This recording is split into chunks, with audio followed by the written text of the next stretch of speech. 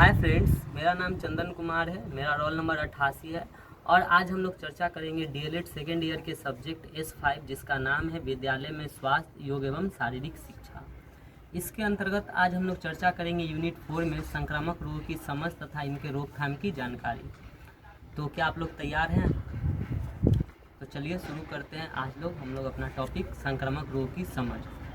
तो रोगों में कुछ रोग ऐसे होते हैं जो पीड़ित व्यक्ति के प्रत्यक्ष अथवा अप्रत्यक्ष संपर्क द्वारा स्वस्थ व्यक्ति में फैल जाते हैं। ऐसे रोगों को ही संक्रामक रोग की संज्ञा दी गई है या नाम दिया गया है। इसे सामान्य तौर पे हम लोग छुआछूत के रोग के नाम से भी जानते हैं, जैसे मलेरिया, टाइफाइड, चिकनगुनिया, आज के दौर में फैला हुआ कोरोना वायरस आदि इसके उदाहरण हैं। ये रोग किसी रोग जनित कारकों जैसे बैक्टीरिया, वायरस, कवक, प्रोटोजोआ आदि से फैलते हैं और इनमें एक शरीर से दूसरे शरीर में फैलने की क्षमता होती है। अगर समय रहते अगर इनका उचित ढंग से इलाज नहीं कराया गया या इनको रोका नहीं गया तो ये महामारी का रूप धारण कर लेते हैं। अब आगे बात करते हैं कि ये फैलते कैसे हैं, यानी इनका संचारण कैसे होता है। अगर बात करें इनके संचारण में तो ये दो तरीक़ों से होता है। पहला है प्रत्यक्ष संचारण, जिसे हम लोग डायरेक्ट ट्रांसमिशन के नाम से जानते हैं। ये फैलते हैं एक तरह से संपर्क द्वारा, यानी जब कोई स्वस्थ व्यक्ति संक्रमित व्यक्ति के संपर्क में आता है तो वह भी उस रोग से ग्रसित हो जाता है। दूसरा है वायु द्वारा, अर्थात जब कोई संक्रमित व्यक्ति छींकता है या खांसता है या कहीं पे थूक देता है तो जब स्वस्थ व्यक्ति इन सभी चीज़ों के संपर्क में आता है तो वह भी इस रोग से ग्रसित हो जाता है। उसके बाद आता है कीटों, पतंगों या जानवरों द्वारा, जैसे कुत्ते के काट लेने से, मच्छर के काट लेने से भी ये रोग ग्रसित हो जाते हैं। उसके बाद आता है माता के आधान से, माता के गर्भ से। माता के गर्भ से भी कुछ बच्चे संक्रमित हो जाते हैं, जैसे उनमें कलर ब्लाइंडनेस नामक बीमारी का हो जाना, डायबिटीज़ का हो जाना।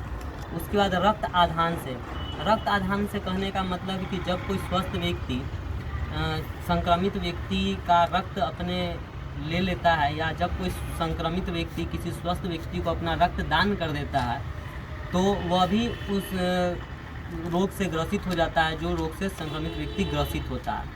इसके बाद आता है परोक्ष संचारण इनडायरेक्ट ट्रांसमिशन। इसमें निम्नलिखित बिंदुओं को शामिल किया जा सकता है, जिसमें पहला है वाहक द्वारा, वाहक जैसे कीट, पतंग, मक्खी, मच्छर आदि द्वारा। उसके बाद है प्रदूषित जल का उपयोग कर लेने से। उसके बाद आता है गाड़ी के वाहन के धुएं, कचरे आदि से।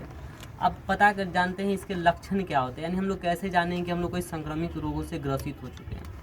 तो इसके कुछ सामान्य लक्षण हैं, जैसे बुखार का आना, सर्दी खांसी जुकाम का होना, पेट में दर्द होना, दस्त होना, उल्टी होना, इन सभी इसके लक्षण हैं। अगर किसी भी सामान्य व्यक्ति इन सभी लक्षणों को पाया जाता है तो हम कह सकते हैं कि वह संक्रामक रोग से ग्रसित है। अब इसका रोकथाम भी बहुत जरूरी है, जैसा कि मैंने आपको पहले ही बताया है। और अगर इसका समय रहते इसका इलाज नहीं कराया गया, इसका रोकथाम नहीं किया गया तो ये बहुत बड़ी महामारी का रूप धारण कर लेता है, जिससे बहुत सारे जान माल धन की क्षति होती है। तो इसको रोकथाम की जानकारी में हम निम्नलिखित 3 बिंदुओं को शामिल कर सकते हैं, जिनमें हमारा पहला है व्यक्तिगत स्वच्छता। व्यक्तिगत स्वच्छता में आता है अपने शरीर को साफ सुथरा रखना, प्रतिदिन स्नान करना, हाथ धोकर खाना खाना, पीने के लिए स्वच्छ पानी का उपयोग करना, साग सब्जियां, फलों आदि को धो करके खाना, खाने के सब सामानों को ढक करके रखना, धूल, बैक्टीरिया, मक्खियों आदि से बचाना। उसके बाद आता है जन स्वच्छता में अपशिष्ट पदार्थों, मल मूत्रों आदि का उत्सर्ग शीघ्रता से कर देना चाहिए। नालियों को ढक करके रखना चाहिए। जलाशय, कुंड आदि को समय समय पर सफाई करना चाहिए।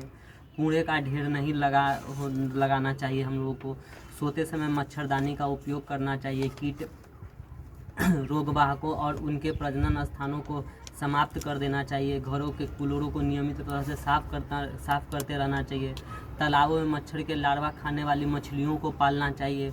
खिड़कियां व दरवाज़ों पर जालीदार किवाड़ लगाना चाहिए। और इसके अलावे हम लोग जैसे कहीं भीड़ इकट्ठा नहीं होने देना चाहिए। भीड़ भाड़ में जाना नहीं चाहिए, क्योंकि सबसे ज़्यादा बीमारियां यहीं से संक्रमित होती है, फैलती है।